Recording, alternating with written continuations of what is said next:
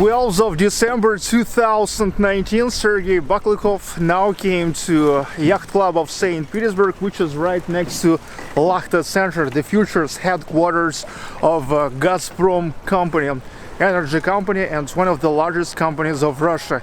And this is exactly the place where enthusiasm of shipbuilders of the Yacht Club met with the financial power of GazProm, and the guys are now completely reconstructed the battleship that is first built in Saint Petersburg in 1712, featuring Peter the Great itself. And now I have an exclusive possibility to go there inside. The name of this battleship is Poltava, 54 gun, 4th class battleship Poltava. The construction is started in June 2013. It was the first battleship ever built in Saint Petersburg at the Admiralty shipyard by an order of Tsar Peter the Great in 1712. The name Poltava is dedicated to the victory of Russia against Sweden in so-called Poltava battle. Special for reconstruction of Poltava here on a base of Yacht Club of St. Petersburg was created the shipyard. The construction of wooden battleships begins with making of keel, a longitudinal beam running along the entire length of the vessel in the middle of its bottom. Then on keel they mount the ribs, which are called span hoods. The construction went already for 6 years because everything was done from absolute nothing. There was no shipyard, no team. And shipyard and team developed all this time. Big team of historians, architects, shipbuilding masters, and even philosophers. The ship as the body, as the unit, is already done by now and approved by Russian Maritime Register of Shipping. But yes, a big job of making this stuff inside, finishing. The historians found an original drawings of Poltava ship, and the team did their best to make it as close to original as possible. It wasn't an easy thing though, because historians gave it to a design department where an architect had to adapt it for nowadays realities and to accordance with Russian Maritime Registry rules. The construction went under watching of Maritime Register all the time. It's curious that the last official rules about technical requirements to the wooden ships in Russia were stated in 1944, and they had to follow it.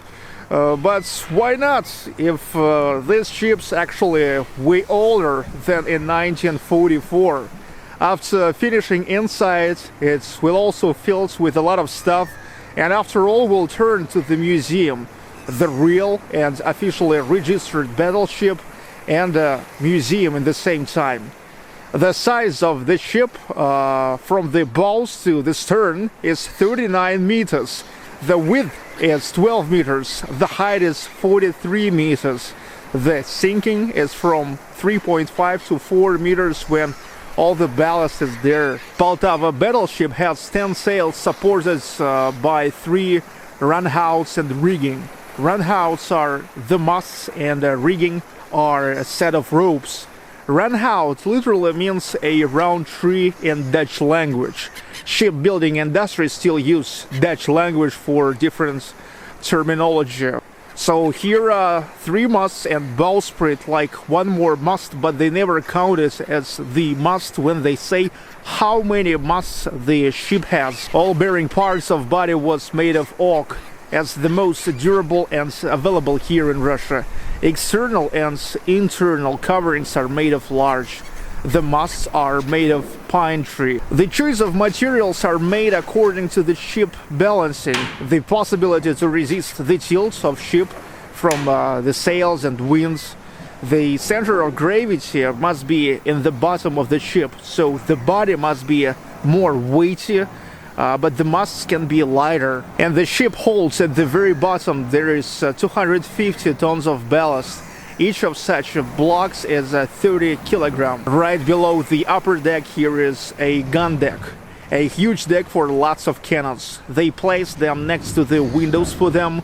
Also here is located the helm, the system of blocks and ropes which is connected with a steering wheel, and the wheel itself which is located in the back side of the ship. About 350 people served at Poltava, one captain, 50 officers, and all the rest are a regular stuff like Marine Corps and ship boys. There was up to 7 people for one cannon, commander, officer, and 5 Marines. Below gun deck there is so-called an orlop deck. That is a technical deck to store and expendable materials, rigging, and backup woods. Here is also wine vault, firearm storage, and crude camera. That's the powder room. As you can see, for security measures, the lights was behind the glass and the walls of rooms were on a distance from the walls of the body of the ship. Ballast is located at the lowest desk, the hold.